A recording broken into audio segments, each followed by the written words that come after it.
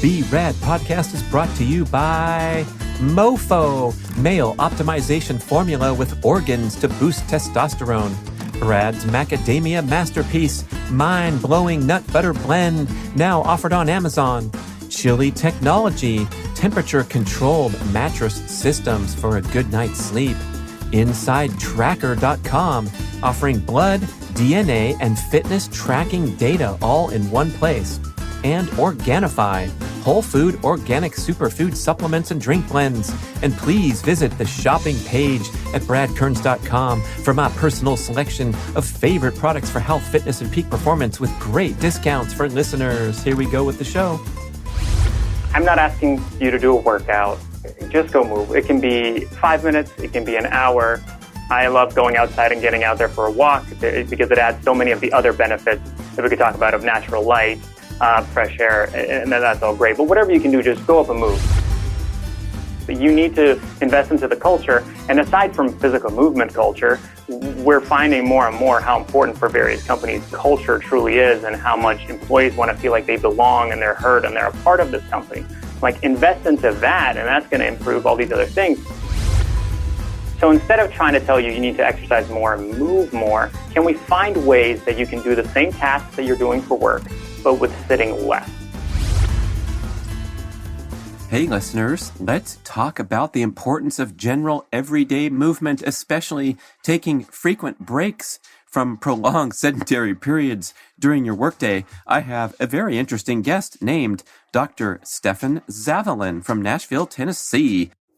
He has a company called Learn to Move, and he is a physical therapist who got frustrated with patients returning to the clinic to get treated for the same stuff. So he plunged all into this incredible challenge of changing corporate culture, changing our individual personal behavior habits, and encouraging us to move more frequently.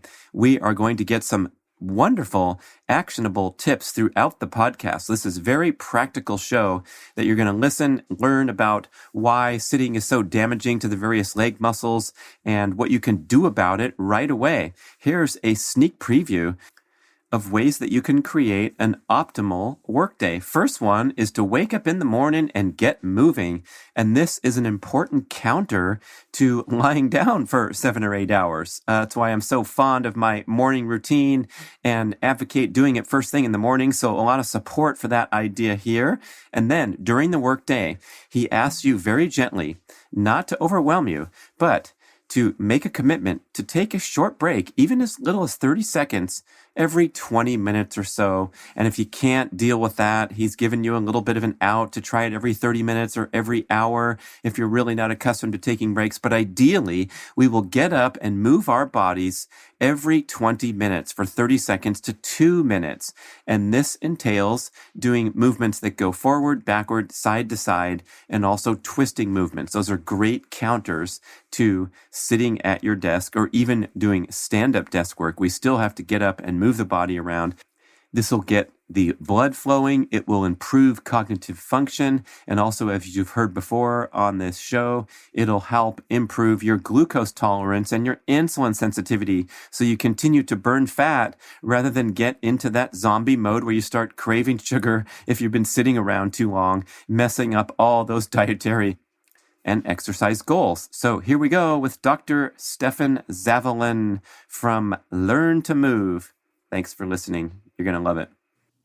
I welcome Dr. Stefan Zavalin from beautiful Nashville, Tennessee, to talk about an extremely important lifestyle objective of moving around more and avoiding this lifestyle of sedentary momentum and all kinds of sedentary forces. So thanks for joining us, and I look forward to getting into this.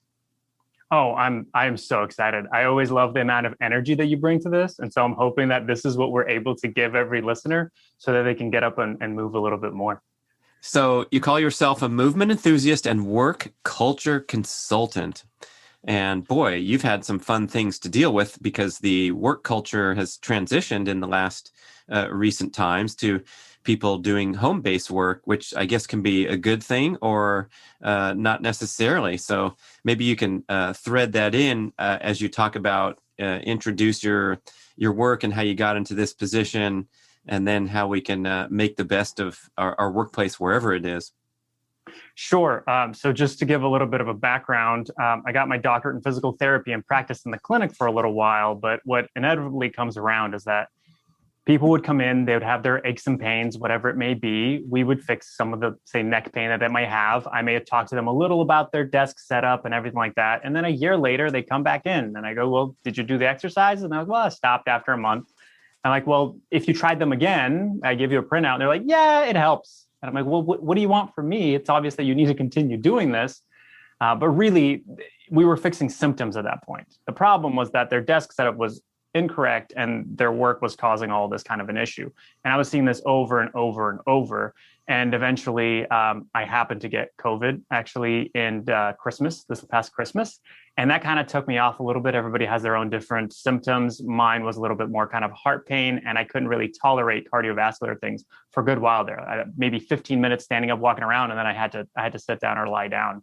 And so I had to build up my tolerance. I couldn't come back to the clinic, and I spent a month out, and I was thinking, we need to address this from a different standpoint. We talk so much about preventative medicine, and so much of exactly what you talk about on this podcast is let's not get to the point where we need all the medication and the surgeries, but let's actually intervene in these natural ways that we can. And so I said, we need to start changing this culture and this environment. There are many people that do the ergonomic side of things, and that is partially what I do. That is important, and especially with people going remote, few companies have actually invested to say, hey, here's a budget, make sure you have the right things set up at home. They spend millions on setting up their amazing office, the corporate office, but for home environment, you get nothing. And now all of a sudden people are trapped in their home, they're sitting at their kitchen table with a laptop, which is horrible posture for you to stay in for a long, long period of time. And so all of a sudden, well, what do you do? So yes, ergonomics is going to be part of it, and that's set up, getting standing desks and all these other things. That's part of it. And there are people that address that. But I think the bigger concern here is this cultural shift of we don't have movement in these kind of work areas, where the person that goes for a walk or a run in the middle of lunch is the oddball, and everybody else is going, well, why are they even doing that?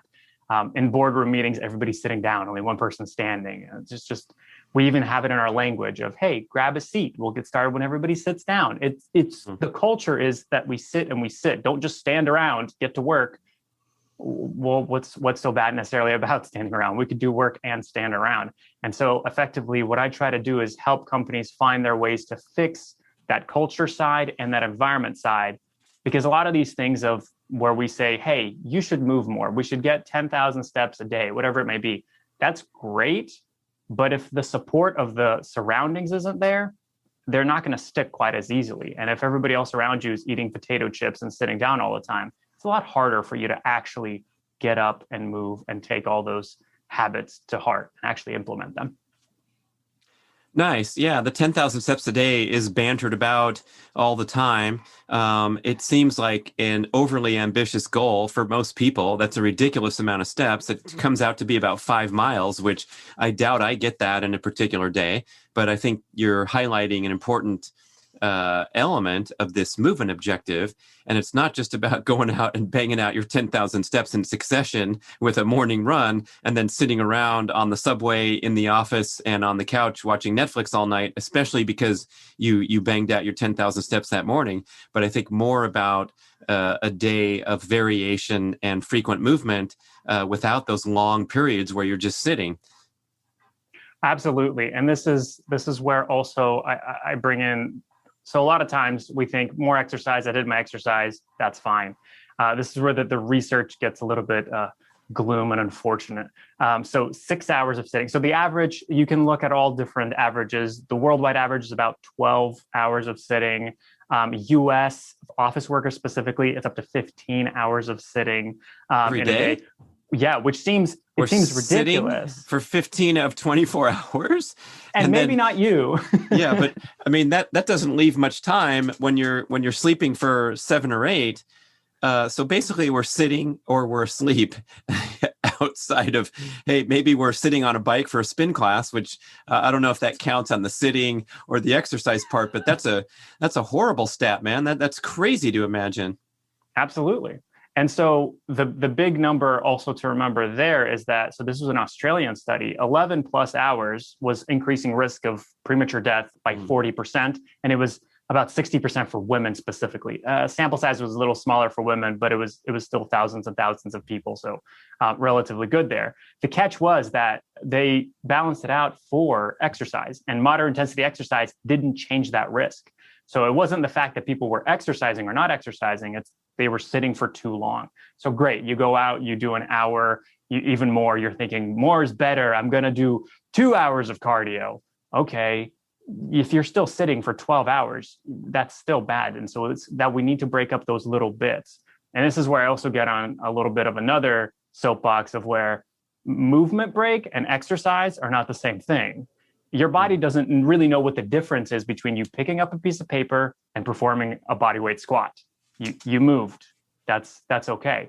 So it's not that you shouldn't exercise. We know the wonderful benefits of exercise, but movement doesn't only have to be exercise. Everything else that you do, I love using chores as movement. That's my usual way to get up because then I get something done. Every little movement your body takes into account, and it's breaking up the sitting, which inevitably the question comes of, well, how frequently should we break it up? What does the research say about that? And about 20 minutes is the absolute ideal, getting up about every 20 minutes, which is very difficult, I grant you. At 20 minutes, a little bit past, there was a study done where the gene expression for the muscles to break down kind of starts kicking in. So it's not full on muscle breakdown, but we're starting to get that sedentary part in there. And then blood flow is reduced at about 30 minutes. So once again, these are small changes, but if you're sitting for 2 hours straight without getting up and doing that day after day, month after month, year after year, that's compounding more and more and more for you. So 20 minutes is the ideal, but if you don't usually get up at all, start with an every hour or every 45 minutes. Every little bit counts. In those studies, they found that 2 minutes is about that breaking point. But even if it's 30 seconds, it's going to be better than zero. It's always going to be better than zero. Love it. We also cite research that after around 20 minutes, you experience a decrease in glucose tolerance, and a noticeable, measurable decrease in glucose tolerance, increase in insulin resistance, meaning that you stop burning fat efficiently and you start, if you continue to sit, you're going to spike your appetite for some carbohydrate energy because you're not burning fuel efficiently because of your sedentary position. Right. I can't remember who the guest was that you had on. It was rather recently, was saying about the huge percentage of the population that is overweight. And so you have this other part of where sitting on our glutes and being overweight and sitting on your glutes increases the amount of breakdown of those specific muscles because of the bones digging into them. And there's a huge thing in the clinic that we saw is people have weak glutes. They're not strong because if you're sitting in them all day, they're not going to be on. They're not going to be activated. People are like, "What do you mean, my glutes? I don't even know how to turn that on. I don't understand this." And it's fair. You haven't been using them, but it's a continuous thing that we need to get up and move.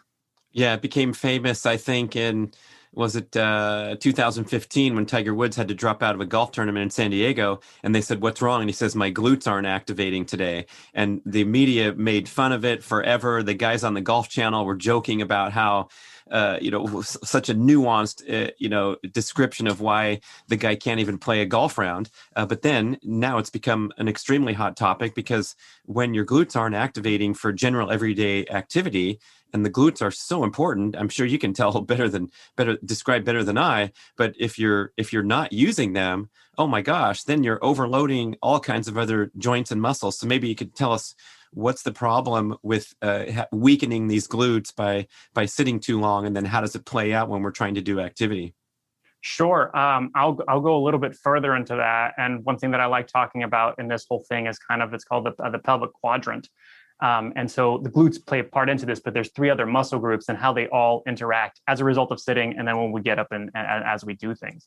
And so in the quadrant, you have your hip flexors, which are the ones that bring your knee up to your chest, which when we're sitting, our knee is halfway up to our chest. So we tend to have that overly tight as we're sitting more and more and more. And then we don't stretch them, especially if we don't run. A lot of times when people run and they hyperextend their back in order to get their leg all the way back, you're kind of going, you might not be, that's probably tight hip flexors. You're trying to get it through other means. So you got some tight hip flexors, tight erector spinae, the muscles on the very low part of the back. This is when people go, ow, that's aching after a long time. Okay, that's your low back. Those muscles, those two are tight. Hip flexors and erector spinae are tight. On the opposite side of this kind of quadrant, if you would, is you have your abdominals and then you have your glutes. They're kind of on diagonals opposite of each other. Those two muscles are usually weak and loose. And so as we're sitting, we're not really using our abs the way that we need in our core to hold ourselves up. We're usually leaning on things. We're all over the place, and our core doesn't have to work. We're usually in kind of this kind of crunched position as it is, so our abs don't actually have to turn on. And we already talked about sitting on our glutes and them not being active.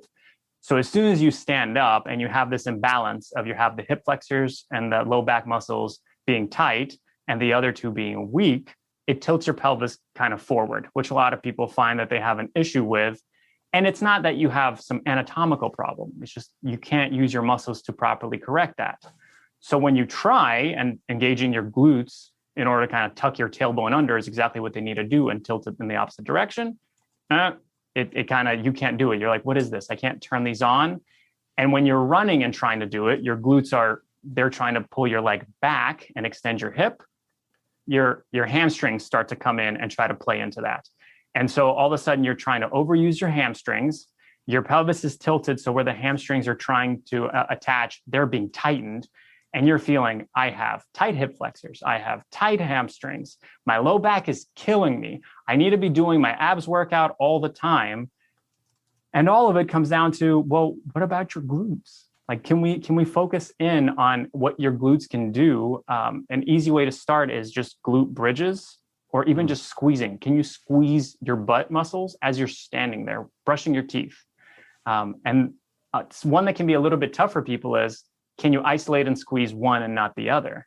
And that can be kind of interesting because when you're running or doing anything like that, you have to engage one and not the other because they're moving in opposite directions.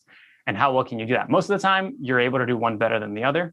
But that's the general kind of addressing that whole entire complex.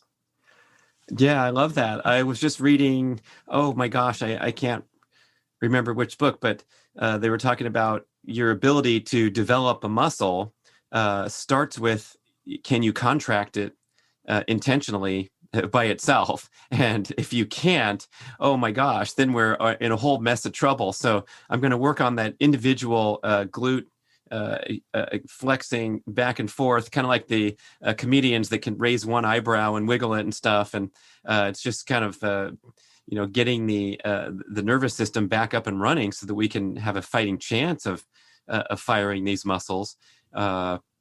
So you gave a couple suggestions to counter the damage caused by sitting, and I'm sure we can get further into those. But also, perhaps, what would you? How would you ideally structure a day?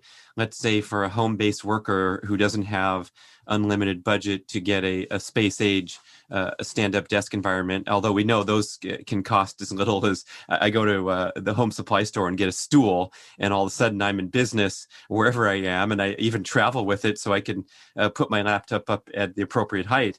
But there's so many other things we can do if we had your ultimate dream workday. Maybe you can hit some checkpoints. Sure. So one thing is, as best as you can, wake up and go move. You've been lying down for, like you said, 6, 7, 8 hours. Just go move. I'm not asking you to do a workout. Just go move. It can be 5 minutes. It can be an hour. I love going outside and getting out there for a walk because it adds so many of the other benefits that we could talk about of natural light, fresh air, and then that's all great. But whatever you can do, just go up and move, because one of the worst things you can do, especially with remote work, is get up, walk over to your computer and plop down for the next 10 hours and barely be moving except to go to the bathroom. So that would be the number one kind of a thing. In general, you want to find a way that you can remind yourself to do these movement breaks that we talked about every 20 minutes. If 20 minutes doesn't work for you, start 30, 40, every hour, whatever it might be. So you can If you like using a calendar, you can literally put them in the calendar so it can remind you. If that's one of the ways I like to use just my phone, I set an alarm, it goes off, I move. There are some great free apps on the phone and even on the desktop called, there's one called Big Stretch, where you can really modify the sound and all these other things. It will interrupt you. It will not let you do anything on your desktop where you have to take that minute or however long you set up on it to go move. So if that's what you need, there are many tools out there that can help you. For me, and I usually am up and down in general because it's always on my mind and it's what I'm thinking about, but I just use the phone if I need to do that. If you have any kind of these calls, stand up for them. So I don't have a standing desk, but in order for this call, I have based everything off my knowledge, all of my textbooks, and they're just holding up the monitor. Great, because a lot of times we're so much on Zoom, we're probably not really typing as much as we are for the rest of the work. So you don't need this whole setup, so you can stand up. Same thing for if you're on the phone. Go and pace for a little bit. Go and move as best as you can. If possible, during lunch, sitting down and eating, yes. Don't try to multitask and walk around and eat. It's fine, sit down and eat. But then see if you can take a little bit of a longer break. It's easy to take 1 to 2 minute breaks in the middle of the day, but then 10, 15, 30-minute break. See if you can do something like that. Go and move a little bit more. If you're at home, complete a chore while you're at home or something out in the yard. All kind of wonderful ways to go about that. And then you're going to kind of continue that afterwards through the rest of the day. When it comes down to it, find some activities after work that you can do that also allow you to move a little bit more. So exercise is wonderful. It's great, but you're not going to be able to exercise the entire time. I'm not saying don't watch TV. You can watch TV, but is there something else that you could possibly do that's out there? But that's kind of the aside. What I want to kind of focus back in on is that the movement breaks that you're taking. It's once again easy for me to say, go move, take a break, and just do that. We tend to think movement is exercise, and the movement exercise thing, well, it's not quite. Remember, it's going to be more intricate than that. So when it comes to movement and how we express movement, I try to really dumb it down. I think about going forwards, backwards, side to side, and twisting. And if you go to pretty much any joint, they have those three motions. Some don't have that at all. Like the knee, it has some rotation, but you shouldn't be able to control it in isolation. So don't try, that's okay. But the idea is that we do a lot of forwards and backwards. So we can do a lot of squatting, reaching forward to pick something up, sitting down, reaching forward. It's all forwards, backwards for us. Side to side, we have a little bit more sometimes, but we don't express it quite as much. And that's where a lot of our glutes come in. So when we say glutes also, the reason it's plural to a large degree is because there are 3 glutes on each side. And so, yes, extension is part of it, but bringing your leg out to the side is also another. So the side-to-side motion is also what glutes are responsible for at our hip. So making sure we move side to side, so that could be bending over to the side and reaching overhead as opposed to just reaching forwards and backwards. And then it could be side lunges or anything else that you might think of as far as exercise is concerned. And then twisting. Twisting, we do the least, and even to the point where sometimes we use it for an injury term. We say we twisted our ankle, or I love when patients would come in and they go, yeah, I reached down to pick something up and then I twisted and my back went out. So we don't do twisting at all. And so don't throw yourself into twisting under load immediately if you haven't done it. Twist gently, but expose yourself to it. So when you're taking these movement breaks, make sure you incorporate something side to side, something where you're twisting and getting that full range of motion. Ideally, especially for the back, because our low back gets really tight because of that quadrant that we kind of talked about. So making sure that you're getting plenty of movement there. So that would be sort of the ideal long day of making sure we take all those breaks throughout the time, involving a huge variety of different kinds of movement. It is a bit difficult at first, I'll be honest. And that's why I say lower your frequency at first. Maybe you do 3 of those breaks in the morning, 3 of those breaks in the afternoon, and they are every hour, hour and a half. That's fine. Then increase the frequency, because this is a lifelong habit. And for longevity, this isn't something that, I was on this kick for a week and I felt a little bit better and then I stopped. Then it's pointless. Yeah, I really appreciate your kind, soft, gentle approach. You're not shoving it down people's throats. They don't have to dedicate an hour and a half of their 8-hour workday to crazy exercises. And I think that's important to emphasize because a lot of times we jump out of the gate with these big ambitions and they're too big. And I've talked about this a lot with my morning routine and how it's progressed over the last 4.5 years. I'm on a streak. I haven't missed a single day. But when I first designed it, it was pretty darn easy.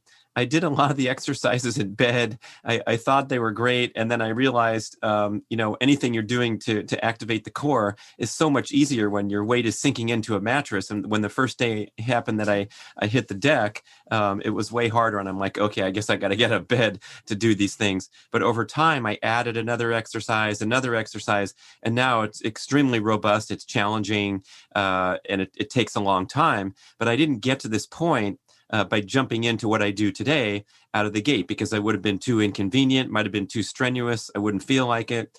And so when you ask that minimal ask people, I don't know how you can turn down Dr. Stefan when he's saying, get up and move for just as little as 30 seconds every 20 minutes. And if you think you're too busy, I love the brain research suggesting that we really can only concentrate on a peak cognitive task for around 20 minutes until we automatically and naturally tone down our concentration intensity. So a break will be taken for us anyway. And if it's not going to be rushing up a flight of stairs and back down or whatever you're doing, it's going to be drifting over to a YouTube video instead of composing your proposal. So there's all the justification to do it, especially if you want to be a productive person who gets shit done. Absolutely. And a couple things to add even further to that is there was some good research where they compared sitting desks versus standing desks, and standing employees were 46% more productive for that hour that they tested. So sure, maybe you're going to get tired and fatigued. There's no way you're going to be standing for all 8 hours. The current guidelines, they say start trying to get to 2 and then 4 out of the 8 working hours of standing. So kind of half and half. Now, if you're overweight, there's no way, it's going to be a lot harder for you. Standing actually reduces your accuracy with small hand movements if we're thinking about mouse and keyboard kind of a things. So same kind of approach. If you're feeling tired and fatigued, you're doing way too much because it should invigorate you. If you're standing for 8 hours, you're going to be tired after that. So that's not where you need to start. Start with 10 minutes of standing and then slowly progress yourself there as well. And this is kind of where I wanted to bring this in, because that's the sort of ideal day of how you can start implementing these now. But what we talked about before in regards to culture is we have a culture of more. Go run more. You need to be more productive at work. You need to be doing more of this at home, more. And I feel that that's what people are given all the time. They're told more exercise, and nobody's surprised. Most people say, yeah, I should probably exercise more. They kind of know that. And I don't think it's any benefit for me to say move more. So what I've switched is thinking of it slightly differently, is saying, can we try to sit less? Because that's truly what we're talking about, is we're trying to reduce the amount of prolonged sitting. So instead of trying to tell you need to exercise more and move more, can we find ways that you can do the same tasks that you're doing for work, but with sitting less? So you don't have to change and add more things to your day, but we are reducing the amount of sedentary activity that you have. And if you want to start there because you're thinking, man, an entire exercise regimen is too overwhelming for me, maybe I can start with just a couple of exercises like Brad is starting in the mornings, and that's it. But what else can I do throughout the day? Just think of that. Just think of sitting less and finding ways that, like we said, maybe your phone calls are standing up and walking. Maybe your Zoom call is, I'm going to stand for the first 5 minutes of this call, and then I can sit down. Right. Set an example with all your Zoom buddies where one of them's moving and maybe doing some leg exercises and darting around a little bit. I love it. And you do mention how the surrounding environment, the culture in the workplace, or even the culture of your company that you work for, if you're working remotely, affects your compliance, your motivation, and all that. Maybe you could talk a little bit more about how we need that support. And I know you're working with corporate decision makers and how important that is for the company to buy in and support this. Sure. And it's one of those that you have to have both sides on board. It's not a top down or a bottom up exclusively approach. You need both, because employees feel that if I give them this advice, they go, well, that's great, but they're not going to let me get up that frequently. I would love to get up every 20 minutes, but nobody's going to let me do that. And that may or may not be true, but that's their belief. Their belief is that their employer will not let them do that. That's fine. But that means that we have to get the employer on board to understanding the productivity goes up. The sick absences generally go down, and the bottom line increases, because as much as we all say that employers care about health, they care about the business and the money. But there is plenty of evidence that says, hey, this improves the money side of all of this for you, and it's actually beneficial for you to get your employees standing and moving. So you need to have them both in agreement, because if an employer, and this is where I like to talk about the difference between encouraging and facilitating. A lot of employers encourage movement. What they will say encouraging looks like this. We know that standing frequently is good for your health. We encourage that you take frequent standing breaks. That doesn't give you a whole lot. You go, okay, thank you. All right. Facilitating is saying more along the lines of, we know that standing is very good for your health. We have put 3 5-minute breaks into your morning and afternoon that we really want to make sure that you take. All right, they're given a specific prescription of time that the employer expects them to generally take. And some may argue, but that's giving them extra breaks. They need that. That's actually going to increase productivity. And most employees are not going to take advantage of those breaks. They're actually going to perform even better. And so as we're able to move that in, things like, hey, let's start off a meeting with a new stretch that somebody brings in. It's not as weird for somebody to say that. It's more accepted for people to be standing while they're working, or to even do a walking lunch meeting, where you're going to be far more engaged if you're doing a one-on-one walking meeting than sitting down and trying to talk. Unless it's something very, very private and personal, maybe then you can keep it in a boardroom. But it's finding these ways of starting the conversation with the employer of how it's going to improve it. And that's effectively where I also come in and I try to facilitate that, because not everything works for the same people. Some setups are not going to work. Some people may go, we're going to buy all employees treadmill desks. Well, this is the part where the employers bought in. The employees go, we're never going to use those. I'm refused to get on a treadmill desk. Okay, then that was completely pointless. You have to analyze it from both the top down and the bottom up. And an aside on treadmill desks, we didn't touch on those, is they are great, but they have a learning curve. So initially your productivity does actually go down, but eventually it comes up.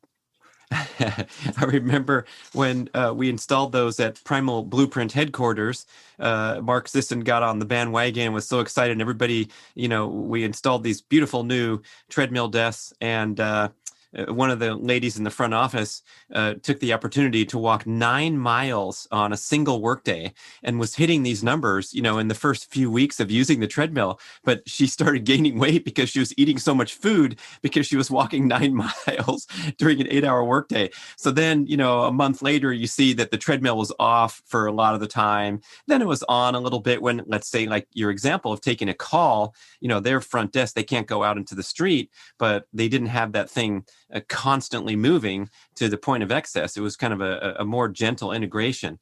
But I know you're fighting a difficult battle, Stefan. I've been in the corporate wellness scene. This was a long time ago, but a lot of times the company pays lip service to the support of their employees' health and well-being, and they are just deathly focused on that bottom line to the extent that it really does lay on the responsibility of the individual, no matter how supportive or non-supportive the employer is. We can kind of lean on this idea that we're going to be more productive and work more quickly if we can intersperse these movement breaks, regardless of what anybody says or how little or great support that you get. Right. And this is where I also kind of urge this idea of culture change, because a lot of times the employers will go, all right, how much is this going to cost me, in the sense of, what do I need to buy standing desks? Does everybody need a gym membership? And I go, it doesn't matter. You can get everybody all these things. If they don't use them, it's not going to improve it whatsoever. You need to invest into the culture. And aside from physical movement culture, we're finding more and more how important for various companies culture truly is, and how much employees want to feel like they belong and they're heard and they're a part of this company. Like, invest into that, and that's going to improve all these other things.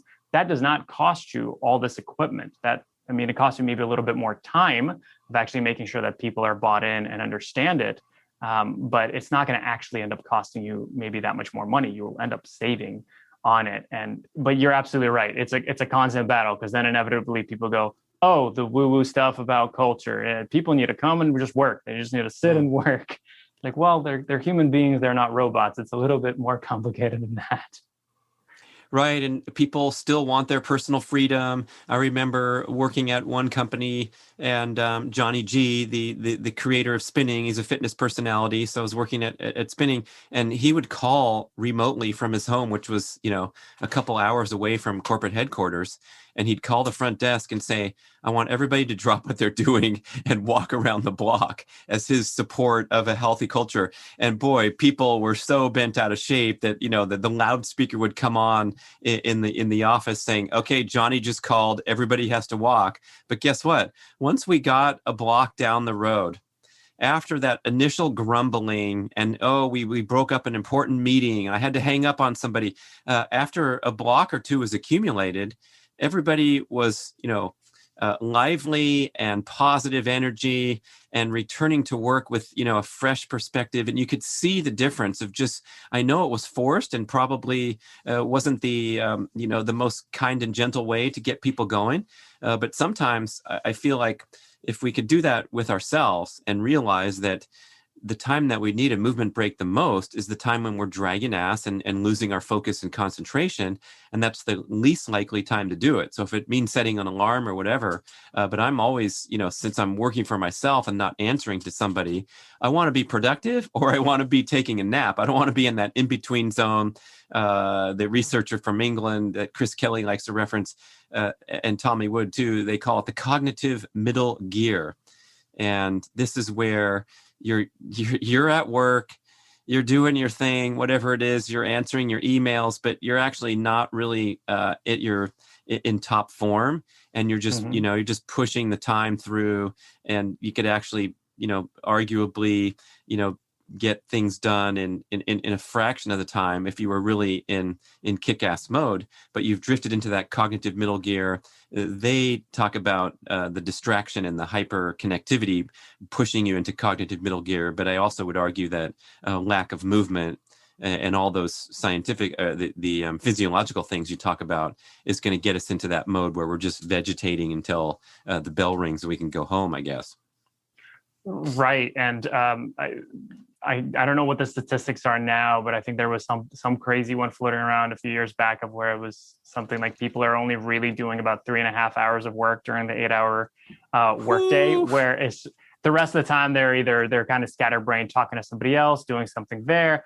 Don't specifically quote me on that statistic, but it was something so low that you're going, what are people doing at work? And then why are we working 8 hours if you're kind of done with that? Which that's where working for yourself, you kind of know this. It's much more interesting if you can be results driven, and to where, hey, I got my work done, and then it's kind of it's over. But as far as that, the kind of the middle gear, I love my I don't know where she got it, but my wife says a wonderful phrase. She says, if you need to take a break, if you feel like you need to take that break, you probably should have taken a break a while back.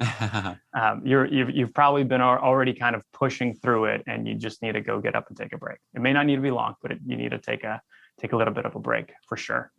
Yeah. And then there is a use of the 80-20 rule for your thing of where you're being more effective, is where they say that a lot of times you can do 80% of the work in 20% of the time, and where the rest of it is just spent kind of doing all this other stuff. Now, it's not always true, but it's kind of to this general chunk of your work. We have that flow state where all of a sudden we just get so much done, and we go, why am I trudging through this? And that's kind of what it was talking about, is a lot of times, if you really focus up correctly onto the right things, you can get a lot more done in way less time. So you talked about doing some glute bridges and alternating, tensing the right glute and the left glute. And do you have any other good stuff if I'm free for 1 minute when my bell rings to go and counterbalance some of the problems of sitting or even standing, just staying still, period? Sure.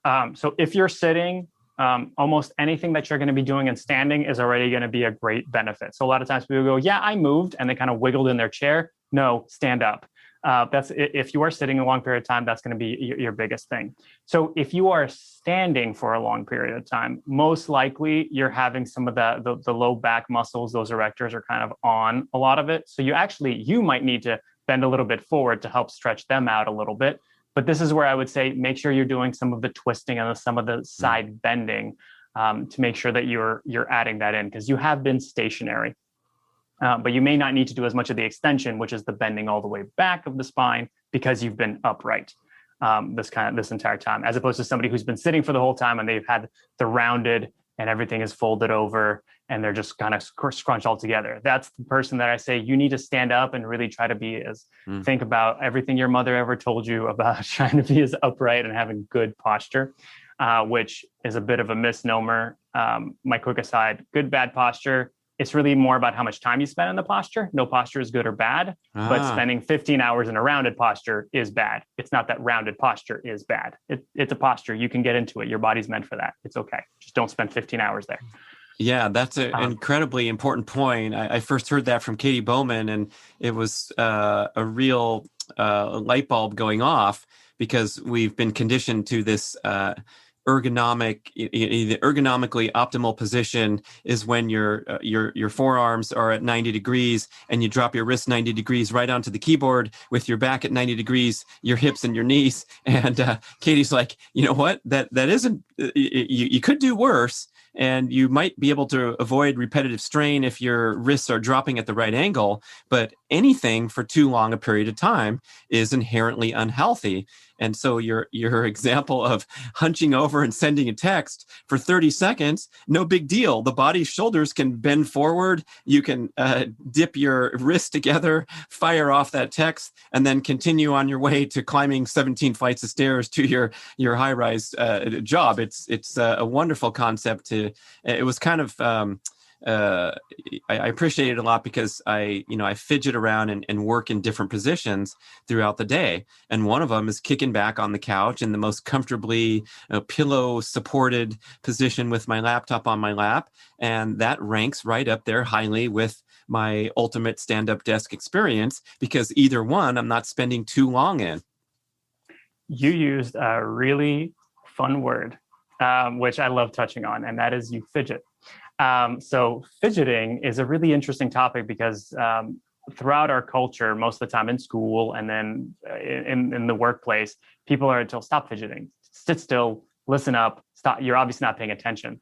And fidgeting is it's your body trying to be like, I need movement. Can I please move? I'm trying to move. And it's been shown that almost to the degree of that frequent movement, fidgeting reduces your risk of death to that kind of same degree, if you're allowed to actually fidget. But most of us, we stop, we don't do it quite as much. Attention things aside, there were some studies done with fidget spinners that showed that attention decreased with that, but that was a spinner, not just normal fidgeting where we're not using anything. But the other side that's interesting is you could burn up to 800 extra calories from fidgeting throughout the day. Which is just normally moving without any extra sort of exercise or anything like that. So I think there is definitely, we repress a lot of fidgeting because it's just culturally seen as something we shouldn't do. But there's absolutely nothing wrong. It could actually be very good for you to fidget. On the line of a good exercise. So my go-to, my absolute favorite one is, we talked about the tight hip flexors, and I deal with those all the time. So the way that I try to completely counteract it is I do a hip flexor stretch in a lunge, where you put your whichever, let's say left leg all the way back and your right leg forward in that kind of a lunge position. You have to be upright. If you lean forward, you're not lengthening the hip flexor. That's not going to help. But this is where I also add a lat stretch. You raise your arms overhead. So you're in this lunge with arms overhead, and then you bend slightly towards the leg that's in front of you. And then turn slightly towards the leg that's behind you. So in that direction. So if my right leg is forward, left leg is back, I would bend to the right and turn slightly to the left. So right away, you'll feel a lat stretch, a hip flexor stretch. And if you are so amazing and strong that you can tense your glute right at that same time, you will feel a heck of a stretch in your hip flexors. And that just really counteracts a lot of that and adds in all those motions that we tend to not do, of the side bending and the twisting. And we tend to be even. So a lot of people will squat, and then they try to do a lunge and they're like, why am I not so strong in a lunge? And I'm like, well, you got to work on the imbalanced side of things as well. So it hits a lot of different things in that sense. What's a good duration to hold the stretches? Sure. So it will be easier to do 3 times for 30 seconds on each side is going to be the most ideal that you could possibly do.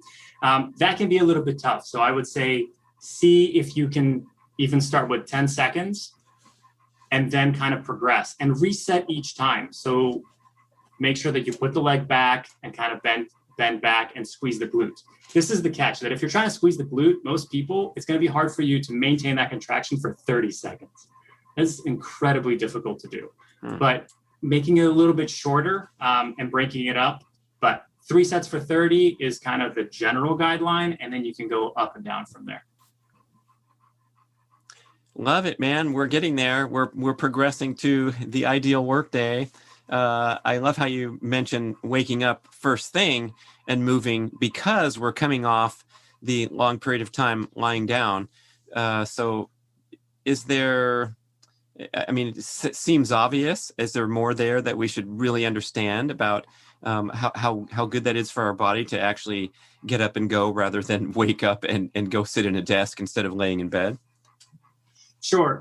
So there's obviously a lot of the great benefits of movement. So even we talked about the productivity aspect of it, but even moving for 10 minutes kind of resets your focus. So they had people that would just sit down and work, or people that would move for 10 minutes and then work.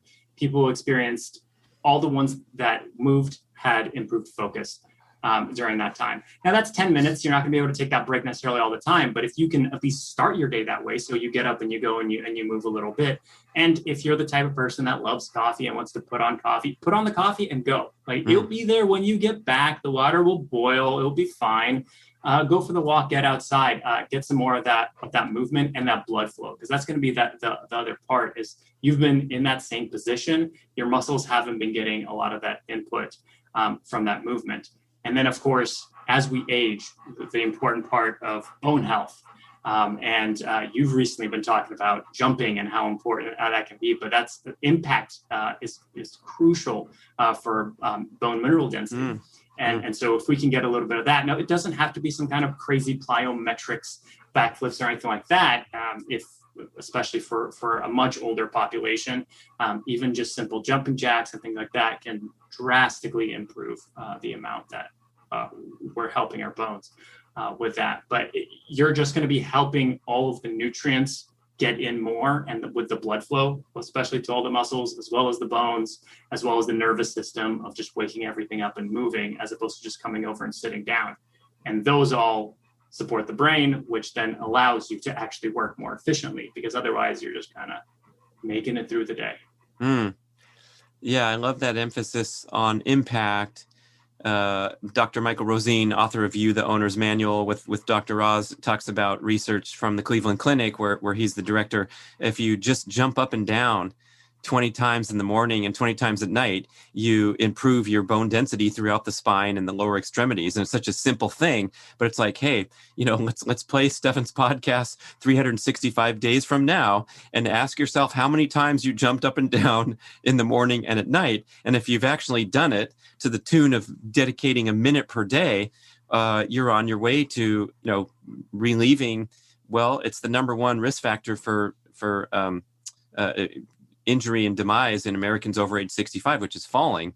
And a lot of that's due to loss of muscle strength and bone density. And then you break a hip from a simple fall rather than just get back up and carry on. So these are high stakes, people. And I want to do a special note to parents listening, because most of us who are, let's say, over 35, 40 years old, we had a nice phase of our childhood life where there was no hyperconnectivity, mobile technology, and incredible reliance on digital screens throughout our day. And so we had this natural activity whether it was first thing in the morning or after school or running around. And now the culture has shifted so much that we have to make a concerted effort to give our kids that opportunity that we had naturally without even thinking about it. But today we're talking about kids waking up, trudging around the house, jumping into a car to get carpooled to school. And then the schools that don't even have sufficient time. In the state of California, there's a widespread disregard of the state mandated, the state law for outside physical activity is being compromised because the academic pressures are so high. And it's absolutely tragic that the younger generation is ushered into a life of inactivity like never before in the history of humanity. And I have actually fallen prey to some of this. It's very interesting. I love telling this story. So in fifth grade, I decided that I hated gym. And this is with, I swam, I loved being active, but I hated gym because gym was boring. Partially because our teacher would just pull out a box of balls and say, yeah, do whatever you want with that. And so I said, I'm going to join orchestra because if you were in orchestra, you didn't have to go to gym. And so I joined the orchestra and then I played a little bit of soccer, but I really drifted out of it because it wasn't really emphasized by any other part. Nobody made you do any kind of physical activity. I think PE was just a semester in high school, half of a year without I had to do it. And the rest of it didn't really matter. And so inevitably what happened is as I gained more weight and everything, I got more kind of flack from my parents saying, hey, okay, you need to do something about this. And that's what really got me started on all of this. But it was by no means was it the health and wellness program in my public school that taught me how to eat properly, how to exercise properly. There was a point where I was eating a green apple and a cucumber for lunch. And I said, no breakfast. I would run for an hour and a half, and then inevitably I would be crashing, burning, and just binging during dinner because I didn't know any better. And I thought that I was doing something correct at that point and not really monitoring any of that. So I definitely agree with the fact that we definitely need to spread this as more of the awareness because the culture is there. I mean, we talked about the culture in the boardrooms of, grab a seat. Same thing in the classrooms. Everybody, students sit down. And there is some fairness to that when you're trying to educate and be fair about it. Adults are a little more receptive. They can stand it and do it. But kids, they can be a little bit more rowdy. I understand, but I think we need to be bringing a lot of that back because more and more kids are sitting around during recess and really they're not getting outside. They're not doing any of that kind of stuff during lunch. So definitely important. Good one. Yeah, I think some of that rowdiness, misbehavior, short attention span is possibly due to a lack of physical activity, a lack of strenuous physical activity where they've burned off all that energy. Then they're ready to enter their seat and concentrate on math for an hour. But if it's just nonstop, kind of drifting around and being forced to sit and not fidget and then exercising for a minimal amount, it's just going to kind of spiral downward. And I that's the other part is we talked about the focus for 20 minutes, 20, maybe 30 minutes. And well, then why is the class an hour? Because would it be better if we did a class for 20 minutes, go take a break for 10, come back, do the other 20 minutes, then here you go, the class is over and they get their kind of activity in. And as we now reform the entire education system of the United States. But just this general idea of that's not going to be accepted because most people are going to say, oh, they're going to be too distracted. You're taking them completely off the topic. They're not necessarily going to focus. And I think high schoolers are perfectly capable of that. That's an argument that maybe you could make for some of the younger children, but I am not a teacher. To be fair, I just remember how I was, and I always wanted to move, especially when I was younger. Until inevitably, of many years of sitting, I said, "Okay, I'll just sit. Who cares about this gym stuff?" But inevitably, it came back. It all came back, and I became a physical therapist. So it's there. It's important for sure. Incredible. And we talked offline about you had a pretty serious health challenge as you were going and getting your doctorate. I wonder if you'd like to share that. Sure.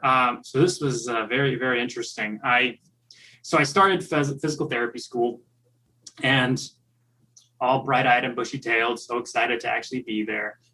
And at one point I realized, my eye's kind of hurting. I had some light sensitivity. And to give a little backstory, one of my eyes, the optic nerve never developed from birth, so it doesn't see very well. This was the other eye that was, okay, it's my one good eye that I can actually use.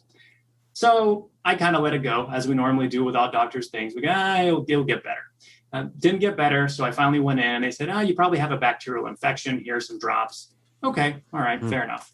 Did that, didn't get better. Went back and they said, sorry, we misdiagnosed you. It actually looks more like a virus. Common virus, here are some drops, it'll be fine. Took the drops, nothing. Going, okay, guys, what is this? It still hurts. At this point, it's hard for me because I'm in grad school and it's a job when you're in grad school. It's 9 to 5 lectures, you're sitting, it's a full-time job. And I can't look at the screens. That's too bright for me to even look at. I'm sitting in the classroom in sunglasses. Thank you to all the professors. They were okay with it. They were understanding. And effectively, they said, well, you just need a little bit more time. Here, let's give you some more steroid drops. And so they put in a bunch more steroids to decrease the inflammation. And I got better. I was like, okay, I'm doing great. I'm not feeling this pain. I'm able to function. And I even came back right around Christmas time for Christmas break, came back home, saw a doctor here. They were like, yes, definitely it's this virus. You'll be fine. Just keep on using the steroids. It's going to go away rather soon. I later found out that this virus is cured within 2 weeks. And at this point, this was probably month 3. So I should have known that something was going on, but I was trusting them with everything that they were kind of saying with all this.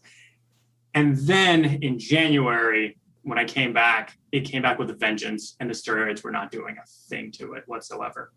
And I was very lucky. My dad found a special clinic in Philadelphia, which is where I was. And I went in and they said, yeah, we see this all the time. This is actually a parasite that presents like a common virus. And it's a rare parasite. It's found in tap water. And the way that I got it was basically, I didn't go to any crazy country, which is always the first question that people ask.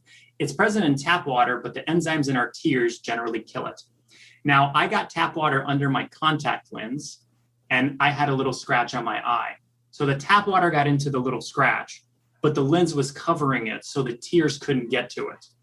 Our eyes heal incredibly fast, so it healed over by the time I took the contact lens over after the hours and hours that I had it in.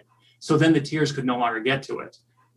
Add in all the misdiagnosis and all of the steroids that allowed it to just keep going and going and going. That's where I kind of ended up. And so after that, short version of that story is about 5 surgeries later, they put in a bunch of different pieces of tissue, cataracts, all this fun stuff. I learned a lot about eyes. It was fantastic. And there were a lot of times where it was just doing drops every hour. And when I say every hour, I mean waking up in the middle of the night, max sleeping of 45 minutes, and then just repeatedly having to do that over and over for about a month and a half, which that was a whole thing. But luckily, my school kind of said, okay, take a year off. We'll get you right back in with the following class. And I was able to finally get back, finish off all of that. And it took me only an extra year to graduate after that. But unfortunately, the vision kept declining further and further and further to the point where, interestingly enough, ironically, I should say, the optic nerve also got damaged due to increased pressure. And so it doesn't really matter. Nothing can really help that eye, which is now the bad eye. And ironically, now the bad eye before that was really bad from birth is now my good eye. And so technically legally blind. That is the semi-short version of that entire story. Wow, that's a pretty good resolve to carry on and graduate. And boy, that's a harrowing story. I guess there's a moral here that we always have to advocate for our own health, and I guess ask further questions, and don't just blindly trust. Sorry for the pun, but boy, that's really rough. And I appreciate you sharing that too, because maybe it'll help us with our perspective when we're facing a health challenge. Absolutely. And I'll tell you, it was interesting because I was just such a fanatic about movement. When I say I'm a movement enthusiast, where after some of the surgeries, they would say, okay, you're not allowed to exercise. I go, okay, all right. can I stand up from a chair? And they go, well, yeah, you can stand up from a chair. I'm like, gotcha. I'm going to stand up from a chair 100 times. I didn't do it very intensely, but I actually did. I just, because I was so light sensitive, I was just stuck in the room all the time. Well, with the curtains drawn. And so I just stand up, sit down from the chair. When the pain got really bad, though, I still went to movement because it was right around wintertime. I would go out in Philadelphia and just pace the block around. And it was that movement that helped actually get through a lot of that pain.